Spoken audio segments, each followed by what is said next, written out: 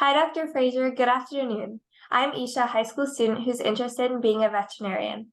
I'm excited to introduce our speaker today, Dr. Gillian Fraser, who has been a small animal general practitioner for over 2 decades.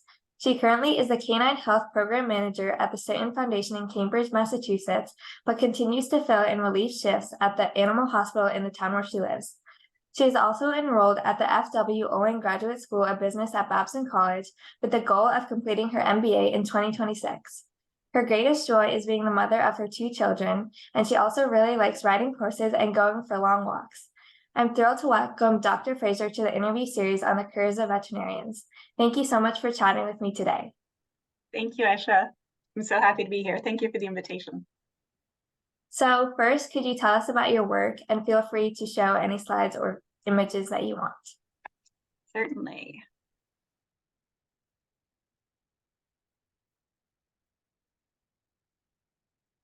There we go. Okay, so as you said in the intro, I'm the Canine Health and Welfare Program Manager for the Stanton Foundation. I hadn't heard of them before I started working with them a couple years ago. The Stanton Foundation was created by Dr. Frank Stanton, who's widely regarded as one of the greatest executives in the history of electronic communications and one of the television industry's founding fathers. As president of CBS for 25 years, he was a pioneer of advertising research and initiated the first presidential debates between Nixon and Kennedy in 1960. The foundation supports areas where Dr. Stanton was unable to complete his charitable intentions during his lifetime. And because of his lifelong love of dogs, one of the 3 foundation's missions is devoted very specifically to canines. So that's where I come in. As far as what I do at the foundation, I describe what we do at the foundation. One of the co-directors lightly described it once as, we're in the business of writing checks. I don't write the checks. I don't even decide who the checks get written to, but I'm involved with everything that comes up to and after the writing of the checks for the grants that the foundation supports. So, for example, I'm the point of contact for all inquiries regarding the canine mission, with the exception of dog parks and canine officers. Those have different managers, but I cover the others. We have open submission programs such as the Spectrum of Care clinical trial grants and canine transportation van grants for shelters and for rescue groups. So I receive those proposals or applications. I screen them for eligibility. I summarize the proposal and any relevant background research that's necessary to present to our advisory panel, and then present recommendations to our board of directors for review. I communicate the board's decisions to applicants. For the grantees that are awarded grants, we work together to develop a reporting schedule and a gift agreement letter, or MOU, Memorandum of Understanding. And then I review and summarize reports as they come in to keep the board updated. On a larger scale, I'm part of the review of our overall portfolio of canine grants and review the strategy for developing future grant opportunities. So why is a vet there doing that? As far as why I'm there, at the foundation, that centers on the concept of spectrum of care, which is something I'm passionate about and would love to talk about later on in the interview. But in short, it's my experiences and knowledge, both from clinical practice as well as my time in academia, that's valuable to the foundation in this role. For example, as the proposals come in for the Spectrum of Care clinical research grant program, I can identify topics that commonly are seen in dogs in general practice, areas where vets need more empirical evidence to be able to offer cost-effective alternatives for dogs who are cared for by families with limited vet care budgets. That's what we call practicing broadly along the spectrum of care. I'll talk about that more a little later. I can help to identify which research topics represent feasible options in the general practice setting, and that can also help support the profitability of the vet's business. And when I'm not familiar with an area that a proposal comes in, I can quickly review, digest, and summarize the available literature and provide our panel and board with information they need to make a recommendation or a decision. In clinical practice, I rarely had time to read all these veterinary medical journals, and now it's part of my job that I really enjoy.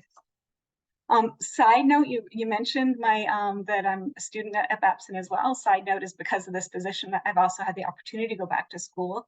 My vet experience was valuable to them, but I had 0 program manager experience. And so I went to Babson to take courses like accounting and finance and marketing to be better at my current job. It was eye-opening to me how helpful this knowledge would have been to me earlier in my career. And I think it'll be invaluable going forward. So I've decided to continue on past a certificate of advanced management, which I'll be finishing up this semester.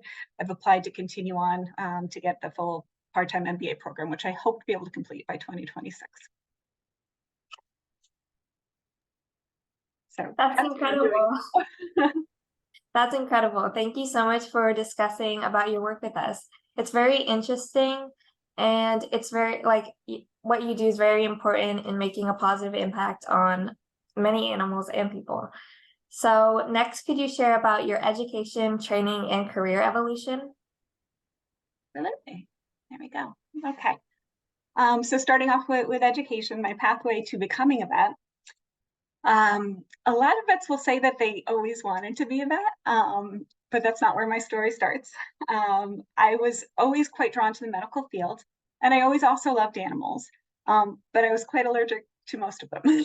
And so the practical person that I was, I decided I'd be a human doctor because people, for the most part, don't make me sneeze.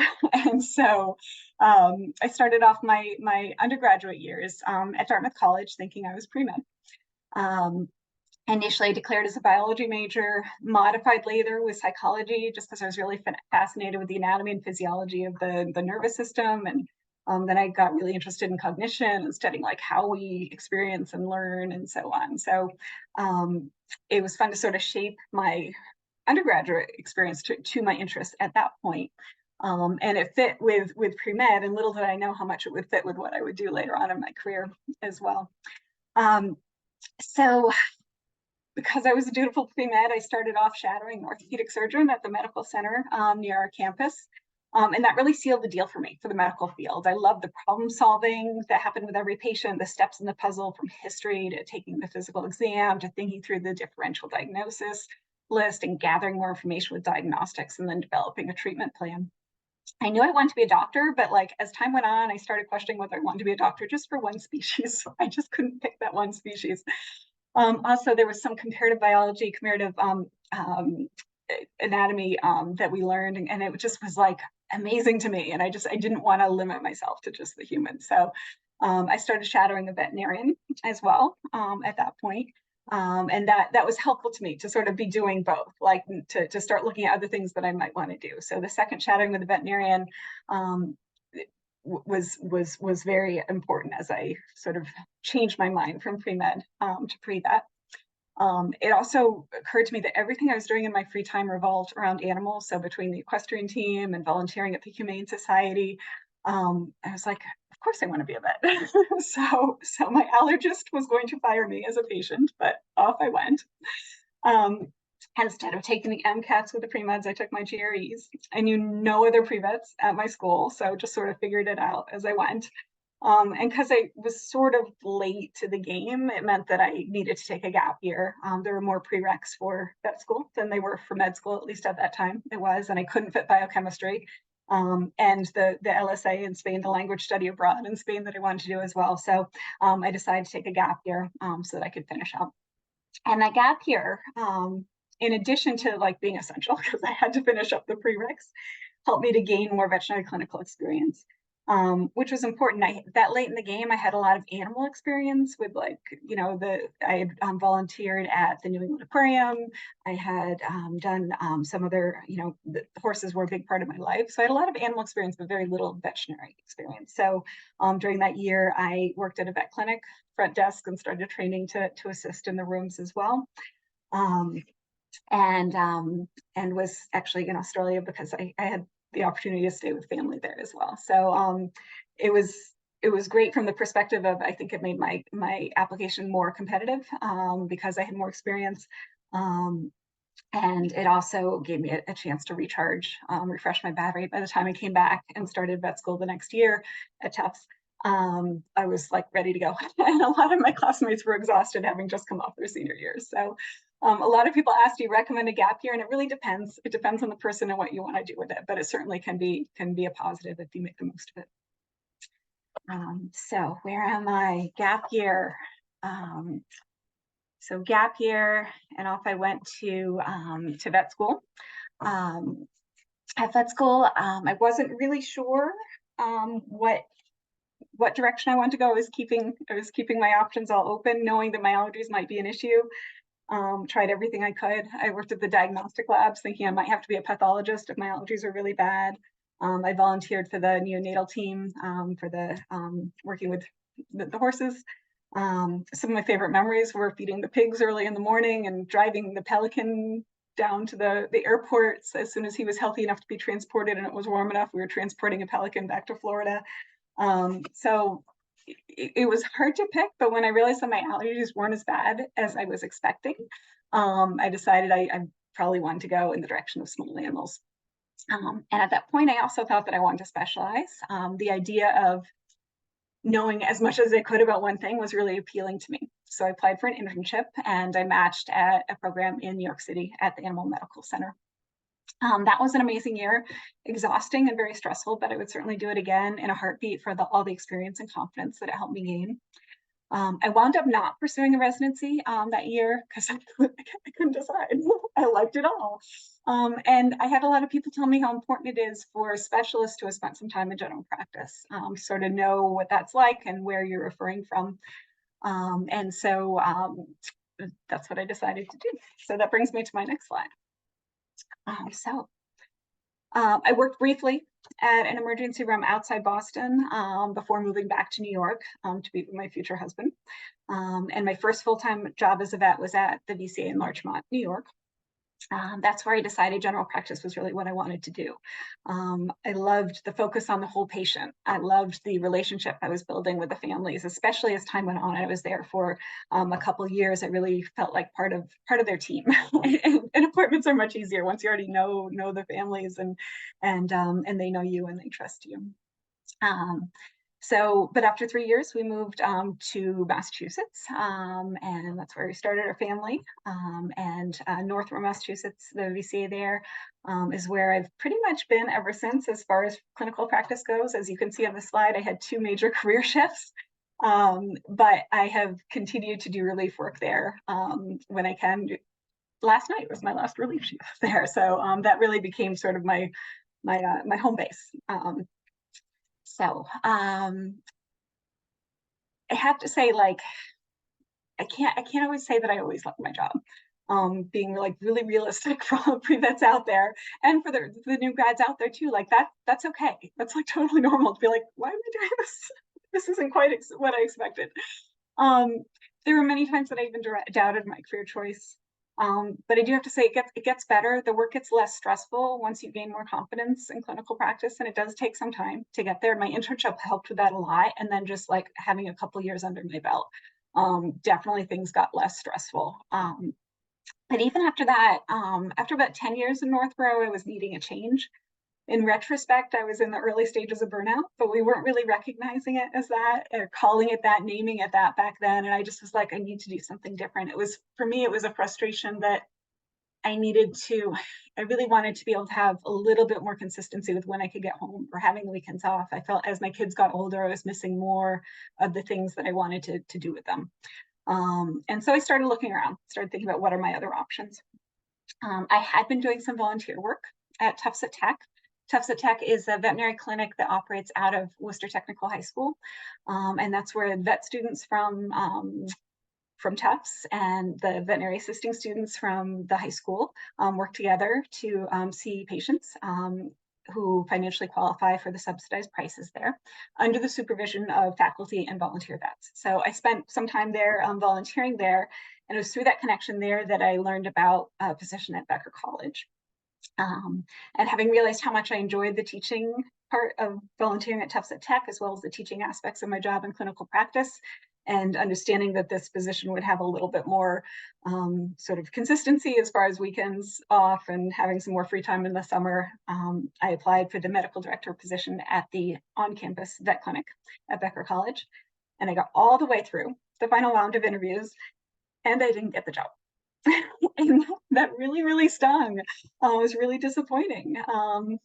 But you trudge forward, right? And about a year or so later, when they needed a new faculty member on very short notice, because I had already come through all the vetting, no pun intended there, they reached out to me. And, I loved that full-time teaching job, not the medical director job. Like, it was just even a better fit for me. So it all worked out. I think that was probably the scariest shift for me, like, because it wasn't that I was unhappy at the time at Northborough. I was just sort of feeling like I needed a change and I wanted to have more time with my family. But it was a really scary jump. I mean, I had never taught before, and it was very short notice, but it definitely paid off because I loved that job. It was also easier to switch because I wasn't giving up clinical practice entirely. I think that would have been even scarier for me. They have an on-campus vet clinic, so I still saw patients a couple mornings a week, did surgeries 1 or 2 afternoons a week. So, I loved the studying I needed to do to prepare my lectures. I loved explaining to the students how the body systems work in anatomy and physiology and in the lab. I loved the enthusiasm of my students, witnessing their aha moments. I loved that I could still see patients a couple of mornings a week, but it wasn't the kind of thing where it was taking up so much time. And I loved that I could get home to the kids and have flexibility in the summer. I felt like I could be the mom I wanted to be and the vet I wanted to be, and then even more. And I really felt like I found my dream job and my purpose and work in the work part of my life. And then the college closed very abruptly in 2021 during the pandemic. And that really also was sort of a very big bump in the road. But in retrospect, I wouldn't have ever been looking for the job at the Stanton Foundation had Becker College not closed. So in a way, I'm not glad that it closed, but it turned out okay. And I guess that's one bit of advice I'd have to share right off the bat, is that when things don't go your way or don't go as you plan or expected, it's not always a bad thing.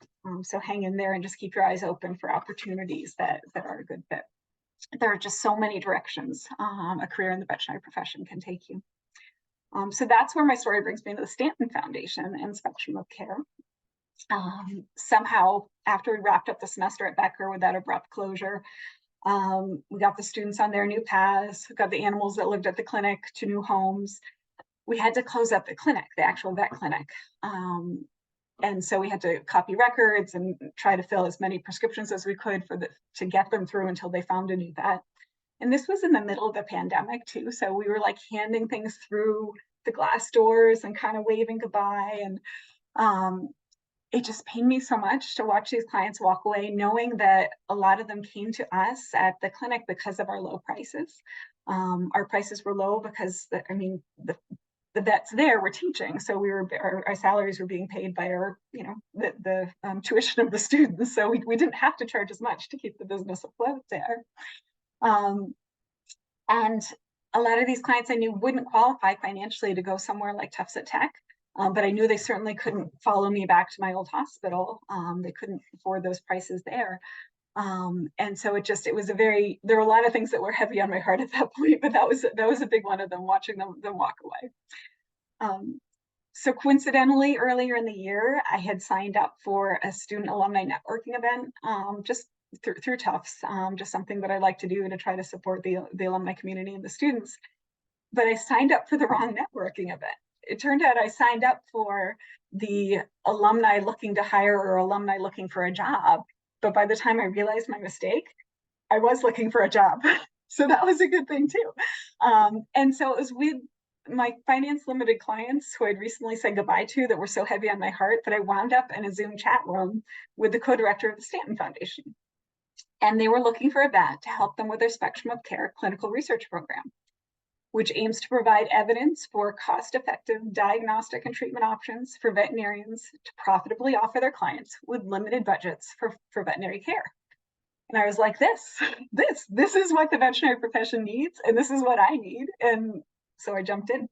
It was initially a part-time sort of research position for them, and that eventually built up to a full-time program manager position. So, and that brings me back to where we're at now. And also I've been at Babson since last fall as well. So. Thanks so much for sharing about your incredible journey and all your insights. It was very helpful and very inspiring. So how do you believe that the profession has changed during the span of your career, and how have you and other successful professionals adapted to this? That's a great question. And there are a lot of different ways that the profession has changed. I think I can highlight some of the parts of it that were most important to me in my career path, and where what I'm working on now, by discussing spectrum of care. I had mentioned that earlier, and I knew that this question was coming, so I figured that was a good place to put it. So I'll go on to my next slide in a moment. So I think in talking about spectrum of care, I'll come to answer that question for you. So hang in there for a moment. So I've mentioned spectrum of care a few times. So what is it anyway? So I'm going to come to this next slide because we'll talk about the vet client-patient relationship as I talk about spectrum of care. So practicing along the spectrum of care is the ability to offer a wide range of efficacious care options, ideally evidence-based for our patients, with the mindset that the best fit for any given patient must take into account the context of what that patient needs, what the client's wishes and resources are, and what the veterinarian and their team is able to offer. So in VetMed, you'll hear about VCPR, vet client-patient relationship. It's a legal term, a legal requirement to establish a VCPR before a veterinarian can diagnose or treat a patient. But it also gives us a framework to think about spectrum of care. Because each piece of this triangle here is a piece of a puzzle that has several dimensions to consider. So if we think about our patient factors, each patient's going to have a different presenting problem, overall health and comorbidity, so different other diseases that are going on, different health histories, behavior factors. Some animals accept treatment, other ones don't. Clients have various financial limitations. It's usually the biggest and most common limitation to what we can provide for our patients. But they also have time and lifestyle constraints, different skills and abilities, different treatment goals, different values. Veterinarians have different experience and skill level, access to resources. Sometimes we have referral vets nearby, sometimes we don't. Clinic factors, staffing, did that pet come in when everybody else had gone home? It's just me and the client. Or do I have a full staff ready to do surgery on this patient? Hours, space, equipment, like I said, proximity to referral centers. So when we think about a spectrum of care, I think it's important to keep in mind the spectrum is not linear, it's not ordinal, it's not good medicine and bad medicine. It's not expensive medicine and cheap medicine. It's thinking about it as knowing we've got a whole range of options that we can offer. And the best solution is reached by understanding each patient's unique context, which depends on these many variables we just discussed within the VCPR. And so practicing broadly along the spectrum of care allows each vet to find the best fit for more patients and their families. And that's why I think it's so important. So this slide is very similar. It says, what is best for the dog? That's what we often ask at the foundation where we work. But the best care really depends on this context of this within this relationship. So spectrum of care is not new. Vets have always practiced spectrum of care. Every vet practices spectrum of care to some degree. It's not like a yes or no. It's more just a like, how broadly do we do this? When a client can't afford option A, we generally always will offer an option B or an option C. We have to. That's just what we need to help that patient. First, do no harm, but do something for your patient, right? The trouble is, though, the mindset, because spectrum of care is not, even though it's what we do, it's not necessarily how we were trained. I know I wasn't really trained that way. At least that's not how I perceived my training. And it wasn't how I was encouraged to practice in the early days of my clinical practice. So we're trained in tertiary care institutions. We're trained by specialists, and like as a new vet, I aim to practice to that level of care. And when I wasn't practicing to that level of care early on, because my clients either didn't want to spend the money or didn't have the money to spend, or for a variety of reasons, I mean, there was a lot of almost judgment on myself. I was feeling like I'm not doing a good job. I'm not a good vet. I was fearful that maybe other vets who saw the record later would judge me. So it wasn't in my mindset early on. I had to sort of come to that, realize, oh, this is what makes us rock stars, is that we can look at every single context and find out what's best with that client, work as a team, build trust, give them the options, explain the risks and the benefits, and then come up with the best plan together. So it wasn't how I was trained, but it was how I sort of came to really appreciate what I did and get more satisfaction out of it. I think I could help more patients that way as well when I took that approach. Technology in medicine has advanced so much over several decades, and I think that's a big change too. Like, 50 years ago, we didn't have all these options, and so you did the best that you could for your patient. And I think that's what the clients expected. But now we've got all these, really advanced ways to treat our pets, and that's great, and it should be celebrated, and it also should be charged for appropriately because we have businesses to run and staff to pay and vet school loans to pay off. But with these advances, fewer and fewer people can actually afford that. And so, if you call that like gold standard level of care, so fewer and fewer pet owners can afford that. So even in subsidized and free care settings, because there's certainly places that will offer that, someone's paying for that care. Decisions need to be made that will keep the doors open and the lights on. So, even in the if it's not the client who's paying for it, we need to be making decisions as far as like what can we afford for this pet. So many of us, like I said, we're trained to always first offer the most thorough workup, the gold standard, as some people call it. I don't really like that term so much, but that's what we were trained to always offer. Offer that to the client, let them know how much it'll cost. And then if they turn it down, that's fine. Then you back off. But the problem with that approach was that early on in my career, I felt like almost like a salesperson, like, this is what you need to do, and this is what it's going to cost. If someone says no, I'm like, okay, so we start crossing things off and figuring out what to do. But that also sort of shifts, like clients will start to perceive that as shifting blame or shifting judgment. And it really, instead of building a trusting relationship and working together as a team, it starts building barriers to that trust. So it's really not, that's how I was trained to approach my clients and my patients, but it's definitely not the way to go in my experience.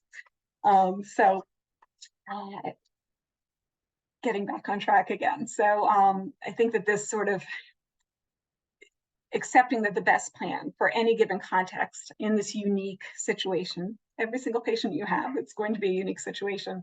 The best plan is not always the most expensive plan. So getting back to my point, we need to have vets trained in a wide range of effective yet affordable options. We need to be able to communicate these pros and cons, the risks and benefits with the client, so that together we can select the best plan for the patient, with the patient's quality of life most in mind, and within the resources available. So what's changing, I think, is not that vets are offering spectrum of care. We always have, to some extent, but that more are embracing this philosophy, working as a team with the client to find the best option within the context. I think it's what makes, like I said, it makes vets and their teams rock stars. That's what we do, like every single patient, over and over and over again throughout our shifts throughout each day. So the foundation, coming back to that, supports clinical trials to provide evidence for diagnostic and treatment options at the lower cost end of the spectrum of care, as well as curricular development to integrate spectrum of care into vet school curriculum, as well as into externships and continuing education conference content. And it's really been exciting to see the momentum and energy for this philosophy to grow. Yeah, definitely. Those are very great points. And thank you so much for sharing about the spectrum of care. It was very informative and I learned a lot. So next, can I ask, what is the most rewarding aspect of your career? I'd have to say, in general, overall, it's the relationships. So we talked about VCPR. So like certainly the first thing that, most people think of as vets, it would be the relationship with your patients and with your clients. And certainly the longer I was out of practice, like seeing those patients, like from first puppy visits through the euthanasia, which is always sad, but it's to be able to offer that support at such an important time in the family's lives, you really feel connected. So certainly relationships that I've developed with the families that I've worked with and the patients, but also the team. So I've known the people at Northborough for over 20 years now, close to 20 years now, and they're just wonderful people, and it's been a joy to have them as part of my life. The colleagues I've worked with through the years, and now in the foundation, it's not sometimes it's vets I'm working with and sometimes it's not, but just other people who are really passionate about what they're doing and working so hard to try to make lives better for dogs all over the country. People are passionate about making more care available to more pets, passionate about spectrum of care. So sort of these shared passions and so on has really been quite rewarding. That's very inspiring. Thank you. So, what can high school and pre-vet students do to prepare to become a vet? Love that question. I worked with it a lot when I was at Becker. I was the chair of the pre-vet program there, so I did a lot of sort of talking with students about this.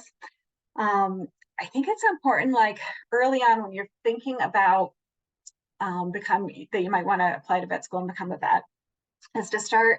I mean, if journaling's not your thing, keep a little notepad. Just start like making a point of reflecting on that, thinking about why. And I always encourage students to go beyond the I love animals, because there's a lot of things you can do to help animals if you love animals outside the veterinary profession. So why the veterinary profession? I have a lot of students who are like, I don't even know what to think about. Sometimes a good place to start is going and looking at the application that you will one day fill out, knowing it's going to change, but just there's the AVMC's common application is up there. You can take a look at it and see what essay prompts there are. It will change. They change the essay prompts every now and then. But I think that's a good way to start reflecting and thinking about, shaping that sort of journey for yourself and keeping track of it. I had a student who already had written a vet school application essay freshman year in college, and she wanted me to review it with her. I'm like, don't read it now. They're going to change. They're going to change. They're going to change the questions. You can't use this. She's like, yeah, but by the time I get to that, I will have written, an essay each year, and I'll have a lot to work with. And that's so true, because the year that you start actually applying, you don't want to have a blank slate, because that's really, really hard. So start reflecting early on. Write it down if that helps you. But just reflecting on that. And along those lines, also keeping track of when you do have these experiences that are impactful for you, you're shadowing, you like something, you didn't like something, keeping track of that as well, so that you don't forget about it a couple of years later, but oh yeah, I didn't like that, or that. Cornell has a vet experience tracker. I think it's called the pre-vet tracker, which is a great way to keep track of all of that experience that you're getting. But just like I said, when I did the orthopedic surgeon and the veterinary shadowing, that was so important for me to compare those two paths. So go and shadow places that doing things that you don't think you want to do, because it might surprise you or it might confirm that you don't want to do that, and that's just as important. So reflections, journaling, shadowing, and gaining more experience. I think developing mentorships, whether it's with a veterinarian you're shadowing, but also your professors along the way, that's going to be super helpful for when you need to ask for a letter of recommendation. And it's going to be really helpful for them to write you a really good letter of recommendation. Those letters mean so much more if they're written by someone who knows you and can give examples. And it's easier for them to write it too. So having written many, there's some students I know really well, and it just flows off the page. And there's others where it's harder because we didn't have the opportunity to get to know each other as well. So go meet those profs early on. Doing your homework, I think, is also important. All this, getting into vet school, you got a lot of homework to do, but as far as preparing for that, knowing what you're getting into financially, I think is really important. I'm not sure if it's been mentioned in your other interviews, but the VIN Foundation has a map you can look at. I think it's called vetschoolbound.org, apply smarter. That gives you a real look at what things are going to cost over 4 years based on what state you live in. They also have, they had a map that talked about you can look at the acceptance rates for in-state and out-of-state, and being realistic about that as well, as far as which schools you're applying to. Certainly go for it if there's a school you really want to go to, but don't only apply to that place. So knowing what you're getting into financially, I think, is really important. Nobody is in it for the money. In veterinary medicine, it'd be a really dumb thing to go into if you're in it for the money. But financial health is really, really important. And I don't think you realize that until you're actually out there paying mortgages and supporting your own family and so on. So just really think about that ahead of time and what that means. And then similarly, looking at the prereqs ahead of time and planning accordingly. I mean, I sort of got stuck with a gap year and it turned out great, but every vet school has slightly different requirements. And you don't want to be like the vet school that you really want to go to, you realize too late that you don't have the prereqs for that particular school. AAVMC has a website that's great. It brings you right to I think it's called the VMSAR, that lists all the requirements for each of the schools. And then reading the fine print, because those requirements can change, and they're very specific for each school. So taking your long list and then actually going to the websites of the schools to double check what it is that they're requiring. And if you have questions, you reach out to their admissions office, because that's, you want to clear those things up ahead of time. It makes it a lot less stressful when you're actually applying. So so doing your homework, developing mentorship, shattering gaining experiences, and reflecting, keeping track of your reflections. Thank you so much. That was very great advice, super helpful. And then kind of building off of that, what are some common mistakes that pre-vet and vet students make? Goodness, I think apart from not doing those things, so not planning ahead, not understanding the financial side of things, I think a big one is just having blinders on, like having an image of what being a vet means and what kind of vet you want to be, what you want to do, picking one direction and not considering others, even if that means like considering options that are not going to vet school. So I think that, it's the kind of profession a lot of people like dreamed about since they were little, and just you change as you get older. So like really think about like other options that are out there. So don't put your blinders on. When I was sort of preparing my notes, I included early career vets as well there, and so I just to circle back from some of my experiences, just how like the first couple of years are stressful, and I wonder if there'll be some early career vets watching this thinking like I don't like this as much as I thought I would. Just know that like the first few years are stressful, and it does get better as you gain experience, but you're not alone. I went through it thinking I'm the only one. This is just a me thing. I'm not confident enough, and that's why it's so stressful. And it's not. It wasn't a me thing. Like it's stressful. It is stressful doing this this new job, and just don't go it alone. Having a mentor makes a huge difference, especially in those early years. So even if your job doesn't provide that to the extent that you were hoping, there's mentorship platforms out there now that have come out in the past few years, which I think is, and I can't think of the name of it off the top of my head, I'm sorry, but they're out there, and I think it's a wonderful addition to the profession to have that resource to support new veterinarians. Even just having a friend from vet school that you can like phone a friend and be like, hey, can I run a case past you? And you do that for each other. Like that kind of support network can make a huge difference for the stress in those early years. So that, and then not letting one negative from the day outweigh all the positives. Like try to like remember the good as well as the bad. It seems like it's the bad that sticks in our head. You'll always have one, no matter what you do, how hard you work, like you're going to have a client complain from time to time. You're going to have mistakes happen, and just try not to dwell on those and get paralyzed by fear of making a mistake. So perfectionism sort of runs rampant, I think, in pre-vet students, as far as academic perfection anyway. And so just perfection is just not attainable when you're practicing medicine. That's why we call it practice. So we need to do our best not to make mistakes, but learning from each setback, learning from mistakes, learning from an appointment that didn't go well. Think about like, could I try better next time? So that way you won't get stuck. Yeah, definitely. Those are some super important points and great tips. So then my last question is, based on your experience, what are the key value sets, personal attributes, and soft skills that make veterinarians successful? How do you pick? There are so many. I think it's important to be resilient.